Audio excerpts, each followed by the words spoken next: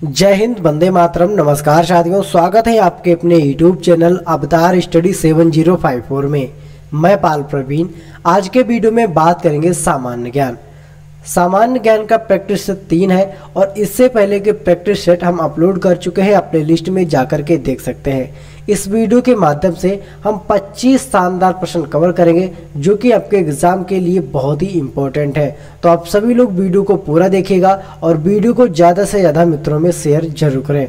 आइए मित्रों, शुरुआत करते हैं आज की शानदार क्लास के साथ। आज का पहला प्रश्न है, खसरा किसकी वजह से होता है? इंपॉर्टेंट प्रश्न है। जीवाणु, वायरस, फंगस या यहाँ पर मित्रों के लिए नन ऑफ दीज मित्रों। तो खसरा किसकी वजह से होता है? सही आंसर मित्रों, खसरा जो बीमारी होती है मित्रों वह एक वायरस की वजह से होती है। वायरस के फैलने से खसरा नामक बीमारी होती है, अपनी याद रखना है। आगे बात करेंगे। क्वेश्चन नंबर 2 है, प्रधानमंत्री स्वास्थ्य सुरक्षा योजना के तहत 3 नए अखिल भारतीय आयुर्विज्ञान संस्थान क्रमानुसार खोले जाएंगे, जो कि आपका पहला है मंगलागिरी महाराष्ट्र, आंध्र प्रदेश और पश्चिम बंगाल में स्थापित किए जाएंगे। तीसरा कौन सा रहेगा मित्रों? सभी लोग आंसर कमेंट करेंगे, तीसरा कौन सा है? सही आंसर इसका option number C, Nagpur Kalyani. जो नागपुर का कल्याणी मित्रों, ये आपका तीसरा नंबर क्या रहेगा, आपने याद रखना है। आगे बात करेंगे। बहुत ही इंपॉर्टेंट प्रश्न है, माइक्रोचिप बनाने के लिए प्रयोग किया जाता है। इंपॉर्टेंट प्रश्न है, सभी लोग क्लास को शेयर जरूर करेंगे मित्रों में और क्लास को लाइक करें, कमेंट भी करें मित्रों। माइक्रोचिप बनाने के लिए प्रयोग किया जाता है। सही आंसर इसका मित्रों ऑप्शन नंबर वी, सिलिकॉन। जो सिलिकॉन होता है इसका प्रयोग माइक्रोचिप बनाने के लिए किया जाता है, आपने याद रखना है सिलिकॉन। आगे बात करते हैं। नेशनल ग्रीन ट्रिब्यूनल एक है मित्रों। नेशनल ग्रीन ट्रिब्यूनल एक है तो fast track court, non gadget संगठन या केंद्र सरकार विभाग, निजी कंपनी। तो नेशनल ग्रीन ट्रिब्यूनल जो है मित्रों वो एक फास्ट ट्रैक कोर्ट है। क्या है मित्रों? फास्ट ट्रैक कोर्ट, आपने याद रखना है। राइट आंसर है मित्रों ऑप्शन नंबर ए। आगे बात करेंगे। भारतीय खिलाड़ी अभिषेक वर्मा से संबंधित है। क्वेश्चन नंबर 5 है, भारतीय खिलाड़ी अभिषेक वर्मा से संबंधित है। स्नूकर, गोली चलाना, तीरंदाजी या फिर शतरंज। सही आंसर इसका ऑप्शन नंबर सी, तीरंदाजी। जो भारतीय खिलाड़ी अभिषेक शर्मा है ये मित्रों तीरंदाजी के खिलाड़ी थे, आपने याद रखना है। तीरंदाजी के खिलाड़ी है, आपने याद रखना है। ठीक है, क्वेश्चन नंबर 5 का राइट आंसर है ऑप्शन नंबर सी। आगे बात करते हैं। निम्न में कौन सी मिसाइल भारत की पहली सुनियोजित सतह से सतह मिसाइल है? इंपॉर्टेंट प्रश्न है। भारत की पहली सुनियोजित सतह से सतह मिसाइल कौन सी? अग्नि, अक्षय, पृथ्वी या फिर ब्रह्मोस। सही आंसर इसका ऑप्शन नंबर सी, पृथ्वी जो मिसाइल है मित्रों ये सुनियोजित सतह से सतह मिसाइल है और भारत की पहली मिसाइल है। कैसी मित्रों? भारत की पहली सुनियोजित सतह से सतह मिसाइल है, आपने याद रखना है। अगला प्रश्न है, ओसामा बिन लादेन 2011 में किस देश में मारा गया था? ओसामा बिन लादेन को 2011 में किस देश में मारा गया था? सही आंसर इसका ऑप्शन नंबर है, पाकिस्तान में इसको मारा गया था ओसामा बिन लादेन को, आपने याद रखना है। आगे बात करेंगे। निम्न में कौन सी एक वेक्टर मात्रा नहीं है? क्वेश्चन नंबर 8 है, निम्न में कौन सी एक वेक्टर मात्रा नहीं है? सभी लोग आंसर कमेंट करते जाएंगे कि वेक्टर की मात्रा कौन सी नहीं है। सही आंसर इसका विद्युत प्रवाह। जो विद्युत प्रवाह है मित्रों ये वेक्टर की एक मात्रा नहीं है, आपने याद रखना है। यानी विद्युत प्रवाह जो है मित्रों वेक्टर की मात्रा नहीं है, आपने याद रखना है। आगे बात करेंगे। एक तत्व के समस्थानिकों के अणुओं के द्रव्यमान में अंतर का कारण क्या है? एक तत्व के समस्थानिकों के अणुओं के द्रव्यमान में अंतर का कारण क्या है? उनके नाभिक में प्रोटॉन की अलग अलग संख्या, उनके नाभिक में न्यूट्रॉन की अलग अलग संख्या या उनके नाभिक में इलेक्ट्रॉनों की अलग अलग संख्या। और डी ऑप्शन है इलेक्ट्रॉनों की अलग अलग संख्या। सही आंसर इसका मित्रों क्वेश्चन नंबर 9 का ऑप्शन नंबर वी, उनके नाभिक में न्यूट्रॉनों की अलग अलग संख्या। राइट आंसर है ऑप्शन नंबर वी, उनके नाभिक में न्यूट्रॉनों की अलग अलग संख्या।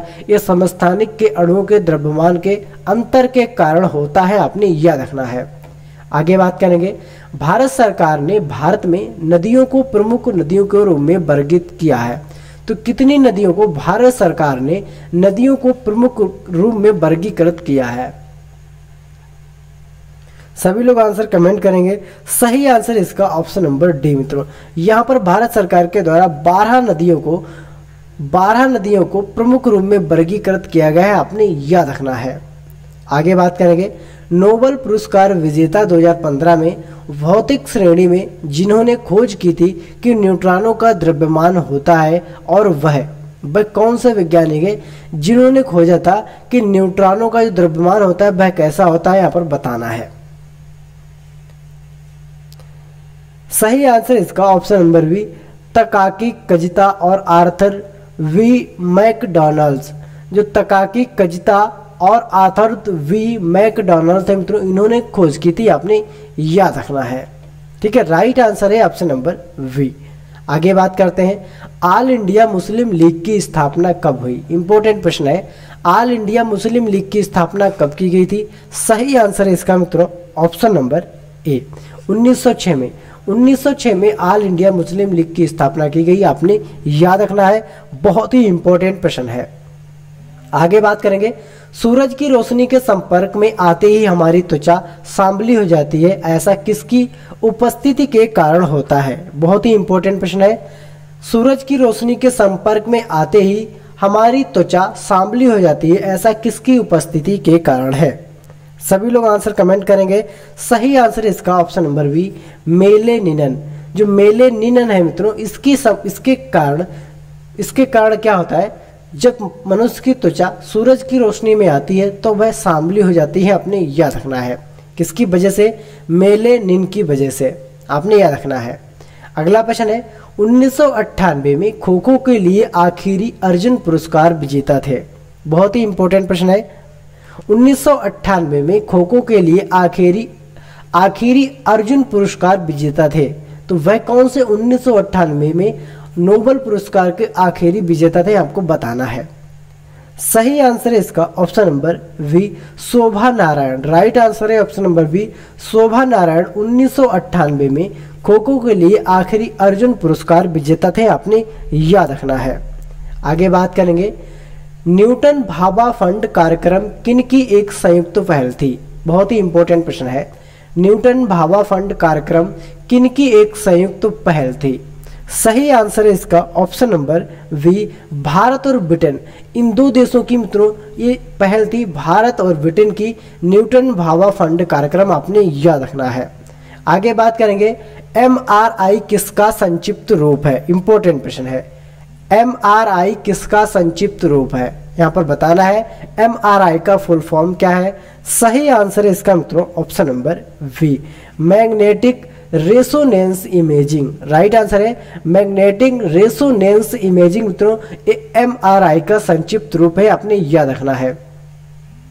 आगे बात करेंगे 2014 में भारत ने भारतीय वायुसेना के विमान और नौसेना के युद्धपोतों के माध्यम से 200 टन पीने का पानी भेजा था, यानी किस देश को भारत ने नौसेना के युद्धपोतों के माध्यम से 200 टन पानी भेजा था? मॉरिशस, मालदीव, ताइवान या फिर दक्षिण कोरिया? सही आंसर है इसका ऑप्शन नंबर वी मालदीव को 2014 में भारतीय सेना ने वायुयान और नौसेना के युद्धपोतों के माध्यम से 200 टन पीने का पानी भेजा था मालदीव देश को, आपने याद रखना है। आगे बात करेंगे क्रायोजेनिक को दर्शाता है। बहुत ही इंपॉर्टेंट प्रश्न है। क्रायोजेनिक को दर्शाता है, सभी लोग आंसर कमेंट करेंगे। क्रायोजेनिक को दर्शाता है, सही आंसर है इसका ऑप्शन नंबर ए कम तापमान।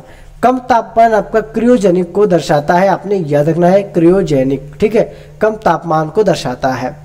आगे बात करेंगे कांच का सबसे महत्वपूर्ण घटक है। बहुत ही इंपॉर्टेंट प्रश्न है। कांच का सबसे महत्वपूर्ण घटक है माइकला, सिलिका, क्वार्ट्ज या सोडियम बोरेट? बहुत ही इंपॉर्टेंट है। कांच का सबसे महत्वपूर्ण घटक है, सही आंसर है इसका ऑप्शन नंबर वी जो सिलिका है मित्रों, ये कांच का सबसे महत्वपूर्ण घटक है, आपने याद रखना है। आगे बात करेंगे निम्न में सबसे छोटी इकाई की मेमोरी का नाम बताइए। बहुत ही इंपॉर्टेंट है। सबसे छोटी की इकाई की मेमोरी का यहाँ पर क्या बताना है, हमको नाम बताना है मित्रों। तो आप सभी लोग आंसर कमेंट करेंगे, सबसे छोटी इकाई की मेमोरी का नाम क्या है। सही आंसर है इसका मित्रों ऑप्शन नंबर 4, टेराबाइट। टेराबाइट मित्रों क्या है, इस सबसे छोटी मेमोरी का नाम है, आपने याद रखना है। सबसे छोटी इकाई की जो मेमोरी है उसका नाम है टेराबाइट। क्या नाम है, टेराबाइट उसका नाम है, आपने याद रखना है। आगे बात करेंगे क्वेश्चन नंबर 21 की। निम्न में कौन से वर्ष भारत पाक युद्ध नहीं हुआ। निम्न में कौन से वर्ष भारत और पाकिस्तान का युद्ध नहीं हुआ है, आपने बताना है। बहुत ही इंपॉर्टेंट प्रश्न है, कौन से वर्ष में भारत पाक का युद्ध नहीं हुआ है।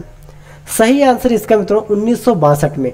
1962 में चीन से भारत का युद्ध हुआ था और पाकिस्तान में 1947 में युद्ध हुआ था, 47 में पाकिस्तान से, और फिर 65 में हुआ था। फिर उसके बाद 71 में आपको पाकिस्तान के साथ युद्ध हुआ था, लेकिन 1962 में चीन देश के साथ युद्ध हुआ था, आपने याद रखना है। आगे बात करेंगे, ऑफ साइट केंद्रों में संग्रहित डेटा तक की पहुंच इंटरनेट पर पाने को के रूप को जाना जाता है।